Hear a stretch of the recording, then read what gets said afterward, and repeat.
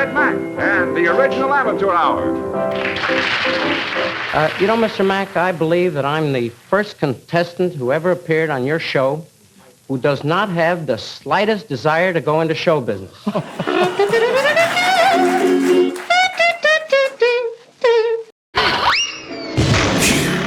Whoa.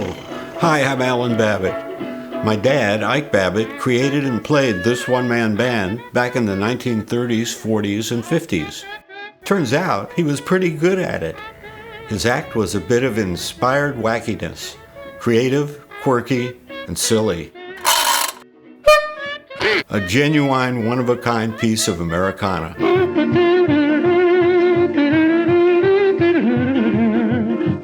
Ike's one-man band story begins in New York City. First of all, in New York, I had fooled around with the ukulele. I began thinking of a one-man band. This guy had been on the radio, and I began thinking I ought to do something like that. So one day I got inspired, and I took a pie plate, and I tied it to my foot, and I kept time with the pie plate. Then I began fooling around with my voice, He would beat the drum with one foot, while the other kicked a cymbal or played the bells. And if that wasn't enough, he strummed a small 10-string guitar called a tipple. Silly sounds were a large part of Ike's act, and they played a starring role in American pop culture during the 1930s. Cartoons and animated features were big, and they were filled with humorous sound effects and music. These sounds helped define the cartoon characters, like Goofy, whose personality, by the way, was developed by Disney animator Ike Babbitt, Ike's brother. Ladies and gentlemen, I'd like to start my symphony concert tonight with just a little bit of theme song that you'll understand because it tells you about the music of my one-man band. It was 1934, the middle of the Great Depression. Though for many, it wasn't so great. People needed entertainment, and there was room for the weird, the wonderful, and the wacky. Come along and listen to Babbitt's one-man band. He began performing with the Major Bowes Traveling Unit on tour in New England. The amateur hour business was a big deal on radio in those days. Major Bowes had made it that.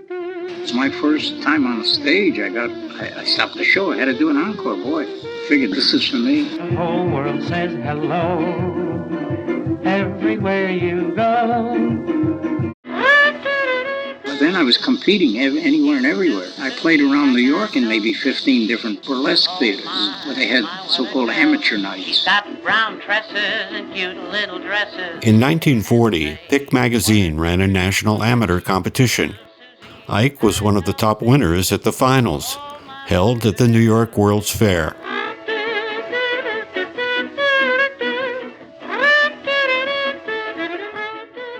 Mike Todd saw the finals and hired me for $50 a week. That was good money. Home recording was just beginning to catch on, and Ike saw the potential. In 1946, he brought home a wondrous device, a recordio. It had an AM radio and could play 78 RPM records, but most amazingly, it could cut records. He used it to record all his songs and broadcast performances. Swap my horse and my dog for you. So today, we're able to listen to Ike's original one-man band recordings from as far back as the mid-1940s.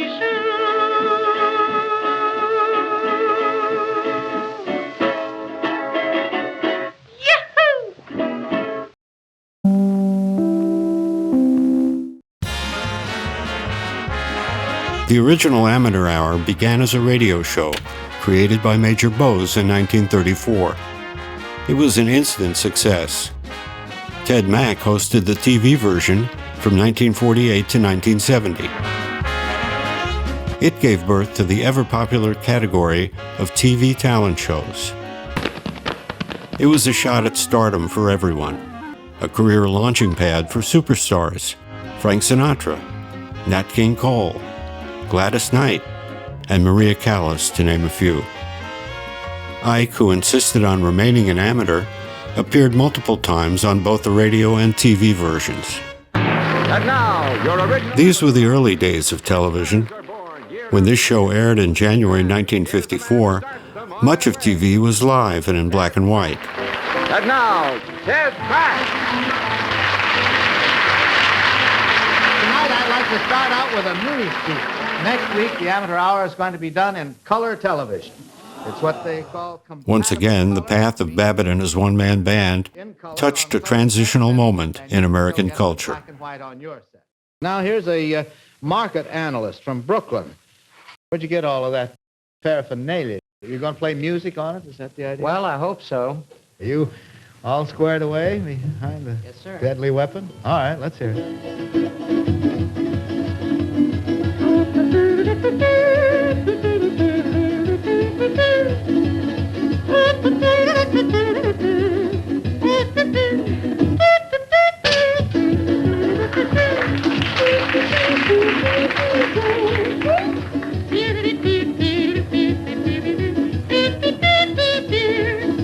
They call the frivolous sound of peculiar sort of a gal. Ike's one-man band story is very much an American story. His immigrant parents risked their lives fleeing persecution in Russia. To them, America was truly the land of freedom and opportunity. Ike took that to heart, along with the good old-fashioned American can-do spirit.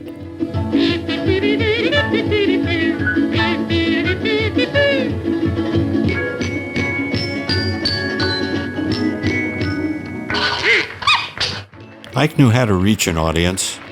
He could make you smile and laugh, and even forget your troubles, if only for a moment.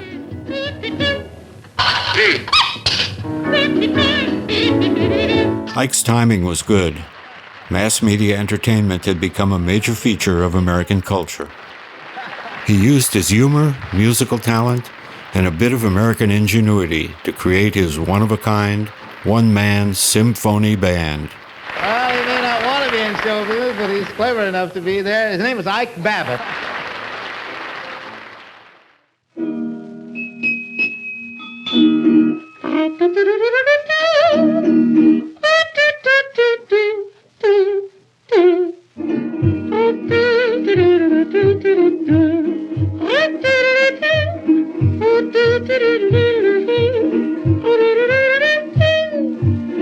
Come along and listen to Babbitt's one-man band. It's not the first, but it's the worst.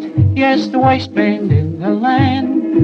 Whenever I try to get in the groove, folks who listen don't approve. And when I get a new apartment, play one song and they make me move. So if you ever want to hear your favorite song, a murder, just come along. Listen to Babbitt and his one-man, Babbitt and his one-man, Babbitt and his one-man band.